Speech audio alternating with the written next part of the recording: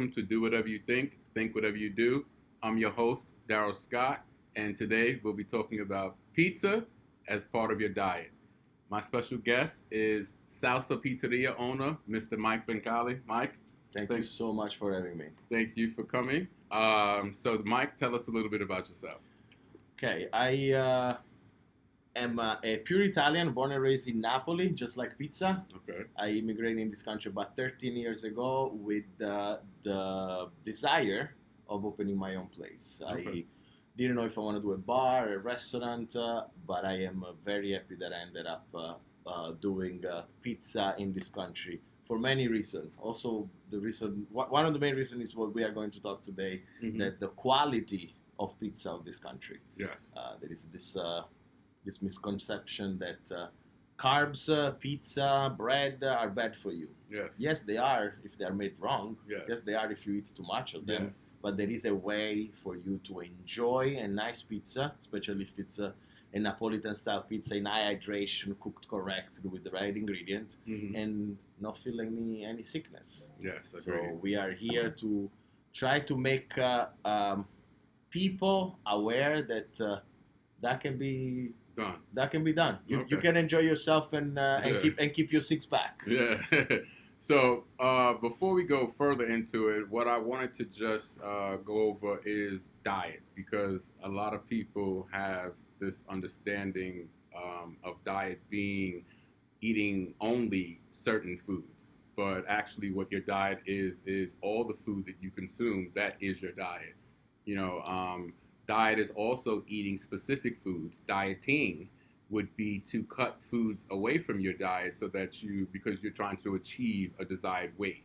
So those would be the differences with this word, diet. Right. And now in terms of carbs, because what we have is what I know you like to say, this war on carbs. We're on carbs. Yeah. It's everywhere you look at, it's like a zero carbs, low carbs, keto diet, which they have their place. Yeah, they definitely have their place. But again, I think these were started because the quality of, especially pizza, it's super low. People, I guess, pizzeria owners compromise quality for volume, for speed.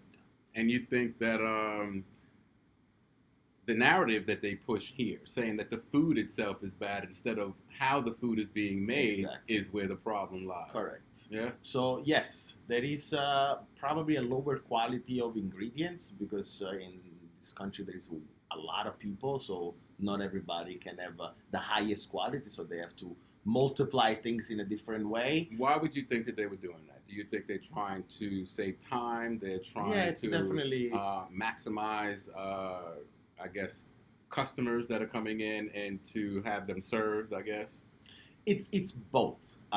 This country is famous, right? Like for speed, Yes, food, definitely. fast food. Well, no, we want everything and we want it now. Exactly. So that is the request. Yeah. Now, business owner want to accomplish their request. They want to make people happy. Exactly. And the compromise, unfortunately, has to happen on quality.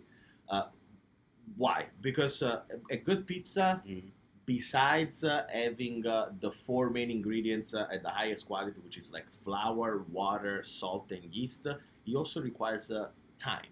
Yes. Right? You need anywhere between 12 and 72 hours Okay. to get the dough ready. Exactly, to get the dough ready. You need to give enough time for the yeast to do its work, for the dough to ferment and to break down and lower the gluten and the carbohydrates. Yes. So if you want to make pizza in 2 hours, you're going to have heavy pizza. If you want to make pizza with a 50, a 40% hydration, you're going to get a cookie. Yeah. You are going to have something that it's hard from the moment you bite to it, and even harder when your stomach has to now process that. Yeah. We use about 72% hydration. So that means that for every kilo of flour, we use about 720 grams of water.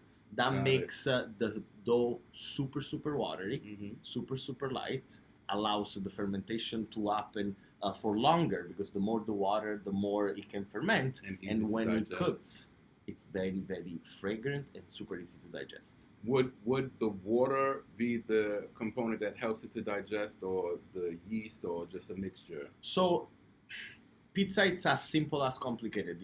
Any of the four ingredients changed makes a different type of product. Got it. So it, generally speaking, the more hydration, the better it is for your body in terms of digestion. But it can also be tricky to work. Now, what happens if I make something at 85% hydration? It's possible. Okay. But now I do need the time. Like, I can make pizza right away for you. Like, you gotta give me time, because now, like, working that type of dough requires me to be more attentive. It will fall apart, it will break, so I gotta make sure that. So all of this type of compromise is what make people believe that now pizza is the devil food. You can't eat it. No, you can have pizza. You just have to be sure that you know what kind of pizza are you having, what type of ingredient I used to make it, and toppings. Like what quality toppings you have. There is tomato sauce, can of tomato sauce you can buy for $5. Yes. My tomato sauce it's not that cheap. So why? Because quality needs to be paid. Like there's a price for everything. There is a price for everything. Absolutely, absolutely. I remember in health back in school, they would tell us that we produce a certain amount of yeast in the body anyway. Right. And and it's necessary to mix with the bacteria in the stomach to help with digestion. Absolutely. Also, something that I've had before, I don't know if you've tried or have you used before, is cauliflower to make the dough or as a base. What do you think about this? Not a big fan. Okay. I just think that if you want to have a certain path of your diet, vegan, low carbs, whatever it is, I don't think you should then try to make that takes away the from other change, right? Like the style of what pizza is. You want to eat vegetables, eat cauliflower the way it's supposed to be. Because now you're messing with that. You're using ingredients to make it work as a base, and you are not really sure. There is, especially in the vegan diet, and this is not to talk about bad about any type of diet, because as long as it works for you, it's awesome. But a lot of vegan recipes, they have chemicals inside. Yes. Because they have to make compromise. up for what it's missing. And we are meant here to have a little bit of everything. That's why we do. You know what I mean? If we were supposed to be only eating vegetables, then we would be only eating vegetables. We'll be giraffes. Yeah, right? exactly. We would be these type of animals. So we luckily we can eat anything.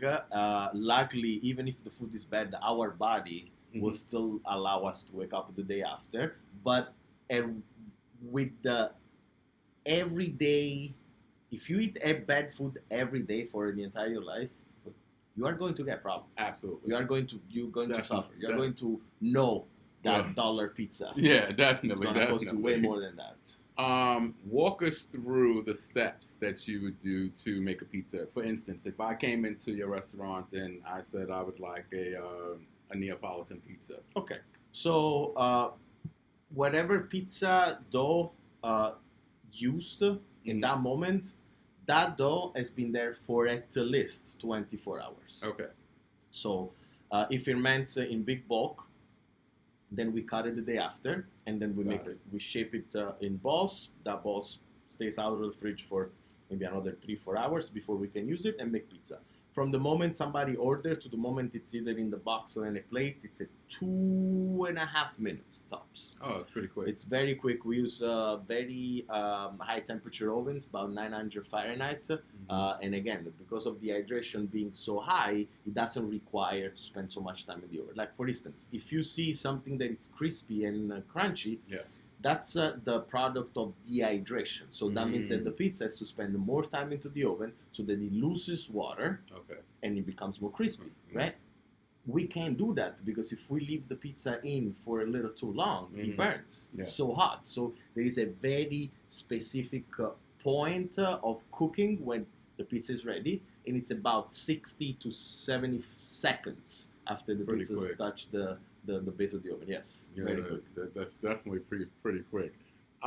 So now you said the tomato sauce, you get it imported from Italy. Yes. And the reason why is because of the quality of it. So there is many reasons. I think the Italian palate because we want to keep everything simple and traditional.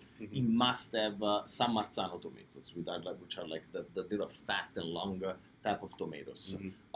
I have found tomatoes in this country that do satisfy my taste if I want to make pasta. Yeah. But for pizza, I think that if we want to keep the tradition high and we want to be proud of what we do, we must use those type of tomatoes. So we import tomatoes, we import flour, we import salt, and we import some dry cured meats. But I try to buy local as much as possible in terms of like vegetables, some dairy product. For example, our mozzarella is produced in Brooklyn. Okay. Same thing for our ricotta. It's made from milk that they buy from South Italy. They bring it on this country, but it's still for us, it's still a local product because it's made in Brooklyn. Yeah. So we try to make the best we can with the product that we find here, but we do see ourselves forced to import certain type of products. I have a question about the salt because you said it's also important. Are you using? Is it iodized salt or is it like a pink Himalayan That's salt? a very good question because nobody has ever asked that. So the best salt to make pizza at least, and also to like just salt water for pasta, it's marine salt. And this is a white or sea salt. Pink? Oh, so yeah, marine salt. Just white sea salt. Okay. What do you think about the pink Himalayan? Can I you think use it's that great. As well? But You could, but it would be a little bit of a waste because on the salt. Yeah, on the salt. Like the salt pink should be Himalayan something- salt. It's something that you want to put as a last touch for garnish something. Because it's very salty as well, right? Yes. Like, and it does have a distinct flavor. But in a different way. I noticed like iodized salt. For me, it tastes a little. There's something to it different from like a sea salt or pink. I feel like sea salt and pink Himalayan salt is actually not as salty as iodized salt. It's the same thing I feel with sugar. Okay. Like sugar, white sugar that is bought at the store, this what, and then raw sugarcane sugar. Okay. I feel like the raw completely sugarcane sugar is definitely nowhere as sweet. Oh as yeah, that's fine. I guess it's less salty or more salty. The only comparison that I have it's with kosher salt. You know, kosher salt was invented that way because in the kosher culture they have to kill the animal and then like put salt on that to control the actual bleeding. Interesting. So they can't put something that is too salty, otherwise it will cure the meat. Got it. So they need something that has less sodium and it actually tastes less salty. I had a lot of difficulty in this country when I bought kosher salt and tried to make pasta because my stuff was not salty enough. It wasn't coming Right? out. So it's a matter of habit. Now, to answer your question about the Himalayan salt, I wouldn't do it because I see it as a very high quality ingredient. I want to eat raw. Right? While marine salt, sea salt, it's something that you find definitely cheaper, but it has a nice great quality for pizza. Fine salt for mixing the dough, but definitely coarse salt if you want to salt pasta water. I think that this country needs to understand ingredients and the different types of ingredients and what they do. I think that a lot of people are just unaware. You know, we hear about, oh, this is the new thing, and everybody just jumps on it. You know, I remember, like I said, when I was a kid, I don't know if I ever even heard of sea salt or pink Himalayan salt. All I knew was the white iodized salt. You know, the table salt was sea salt. You know, that's all you in my mom's kitchen, I've never seen anything else than the box. Even off-white box says sale marino, sea salt. Look at that. Like, that's all I remember. So I never seen any type of salt. And that's why when I went the first time in the supermarket, I just grabbed salt because there's only one salt in my country. But you realized immediately that wasn't the same salt. As soon as I taste my pasta. You see. So it's the sodium that makes it more salty? Yes. Yeah, technically, yes. So how would they add sodium to this salt? Well, I think it's just they can add it, but I think that there is some chemical things that they can add to lower it. So let's say that in nature, like you go to the sea, you get some water, and you dehydrate, and just you get the salt. Yeah. That's the pure form. Now I am sure that if you want to make that salt a little less salty, you mix it with other things that are not as salty. Right? But they do act like salt. This is just a guessing. No, maybe, yeah, I got you. Maybe we can get somebody in the comment to explain this. Because they're definitely doing something with the salt and the sugar, as well as everything else here. I mean, we know. You did hear about like the blueberry, the rubbing blueberry, and everything. They got the animals with steroids to make, all this stuff. The fruits, they're doing this with the seeds. They're starting with the seeds. They're doing things to make,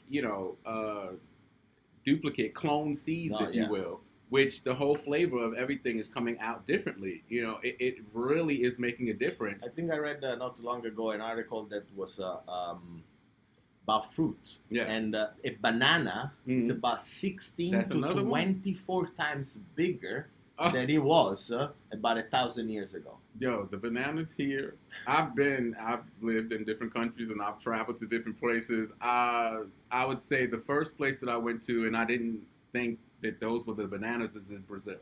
In Brazil, the bananas are about this big.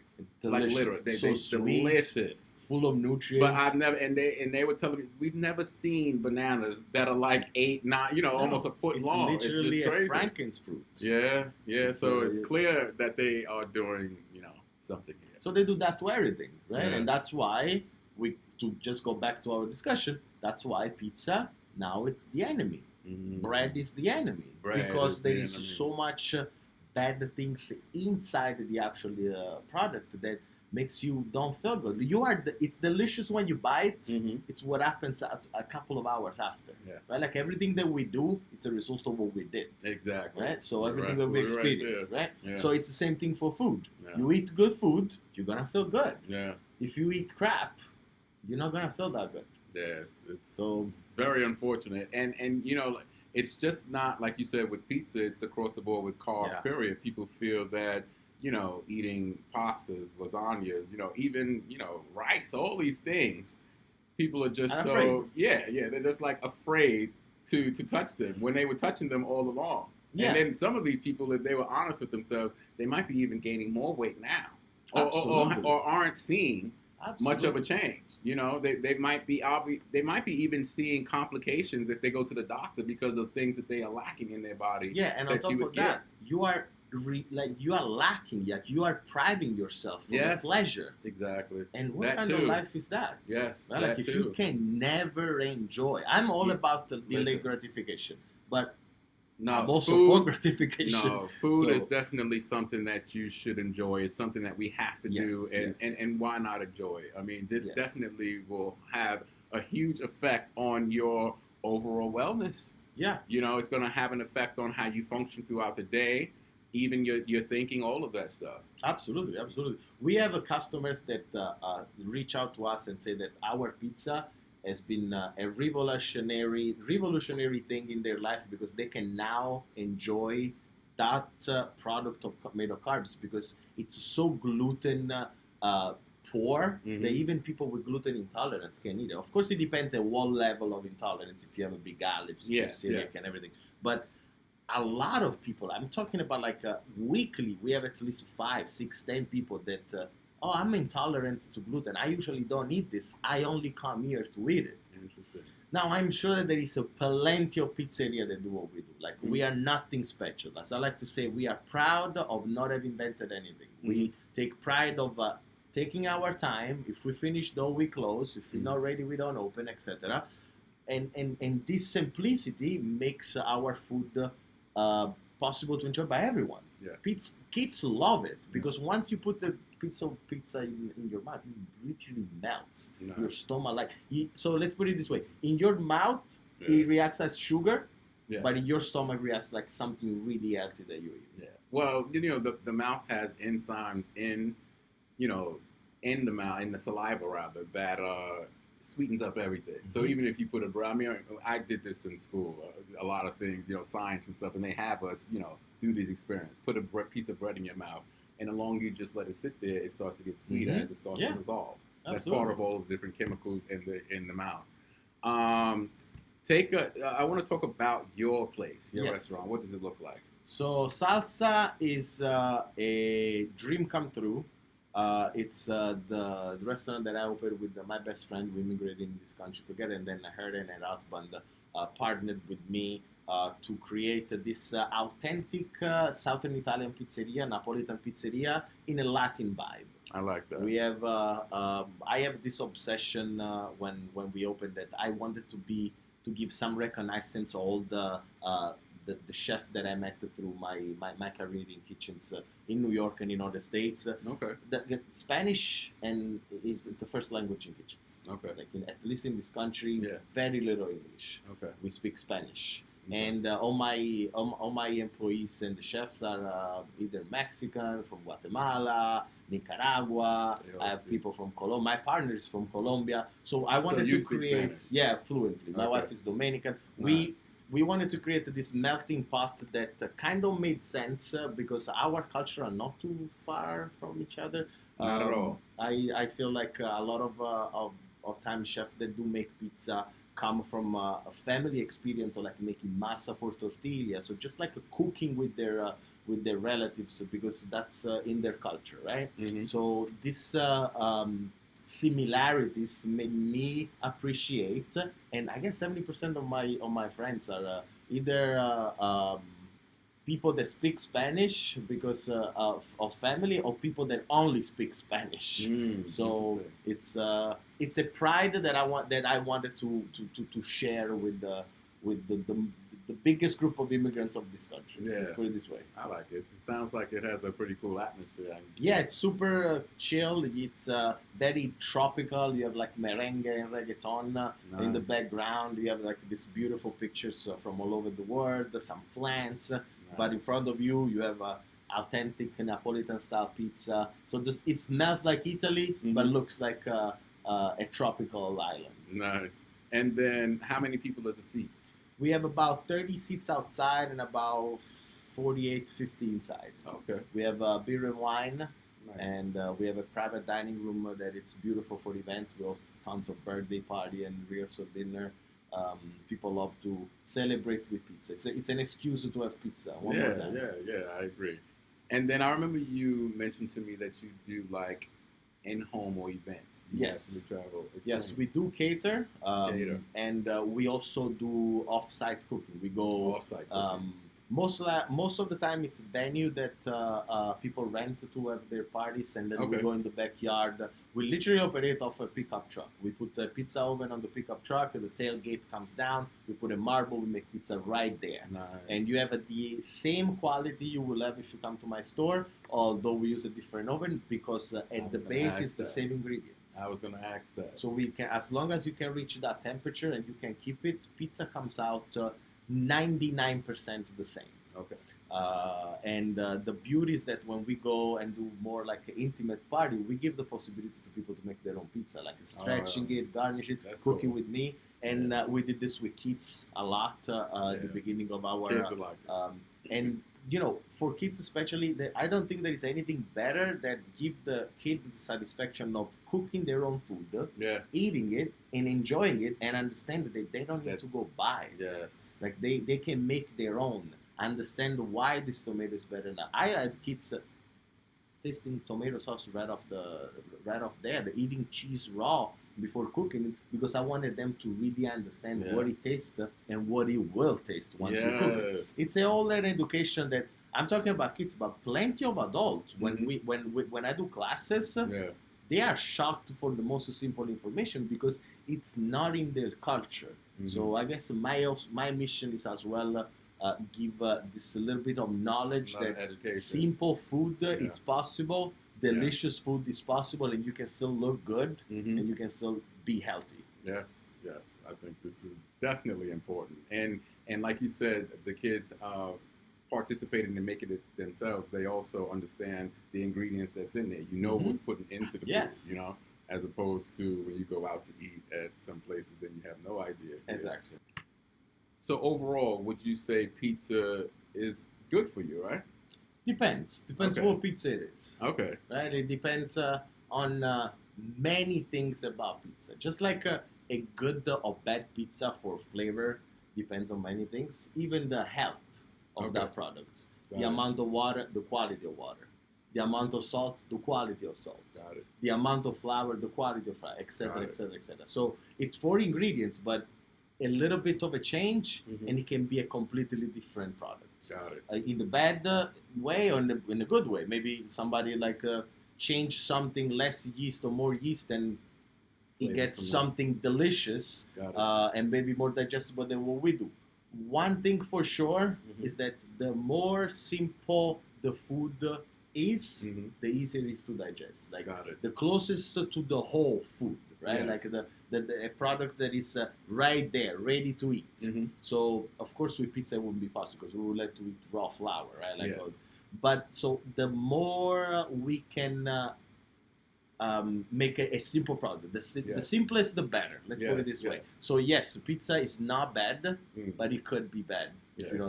you don't use the right ingredients. Yeah, got it. Yeah, I think definitely that food is one of those things that should definitely stay in the tradition. You know that it was brought up in. I know as time has progressed over the years, the generations, we want to be more efficient in doing things, finding the fastest way to get the same result or even a better result. But oftentimes, we've been experiencing that when you do that with food, actually sacrificing Yeah, the absolutely. food. You're sacrificing whether it be the flavor, the contents in the food, and you're sacrificing what you're putting into your body. Therefore, you are sacrificing your performance and your activities of daily living. Yeah, I think we should never compromise our body for cost, for speed. I am of the opinion that if the only option you have for lunch is bad option, you might want to consider skipping that I meal. agree. Sometimes it's hard, but sometimes it might be worth it to wait a little bit longer and get a better So many meal. times it happens that you eat whatever just because you haven't eaten in so many hours, and then what happens? Yeah, You regret it. you regret it. And it's not worth it. So a little bit of cautiousness, a little bit of information. We are so lucky nowadays. Like we can literally Google anything Mm-hmm. and have the answer and have an opinion and, Yeah. and see what the actual thing that it's on the internet, how we feel about that, right? Like, Or ask Alexa or Siri. Yeah, exactly. So we shouldn't just give up on Yeah. a single ingredient because it's been told to be bad. Yeah. But we should do our own research. We Research. should really understand Agreed. our bodies. Yeah. So Agreed. because maybe you and me, maybe you have food that I can digest, and vice Absolutely. versa. Absolutely. So that doesn't mean that that's bad, right? Like Yeah. it's all about knowing yourself, know what you can eat, and know what you are eating. So for me, what's interesting, I developed a lactose intolerance like maybe, I guess, 10 years ago. So, but it's only like I can't, I guess, like milkshake or ice cream, anything that's too, like Yeah. those things. Cheese, I don't have an issue with I at think all. that's 90% of population. Oh, you After a think? certain age, Mm. we cannot digest Consume the same amount. the same Got amount. it. There's people that just assume that that's the way it's digested. So Yes. when they feel sick and they go multiple times to the bathroom or No. whatever, it's like that's the way supposed. I had a cheesecake last night, but it's like if Yeah. you are supposed to digest it, you should just feel okay whatever Yeah. you have. So and again, if you have raw milk or cheese that is made with concept and with some type of experience, Yes. most of the times, even people that have a lactose intolerance, a high quality cheese, a harder cheese, raw milk cheese, they are They can easier do to it. digest. Yeah. Okay. Before we wrap up, let us know where your store is. Yes. So we are located at 40 Clifford Place, which is in Greenpoint, Brooklyn, Mm-hmm. right in the residential area. Okay. Cool. That's it. And then I'll definitely have the social media handle and Thank you. everything up. I want to thank you, Mike, for coming It was a on. pleasure. Thank you so And- much. That's it for our show today. Have a nice one. Ciao. Think whatever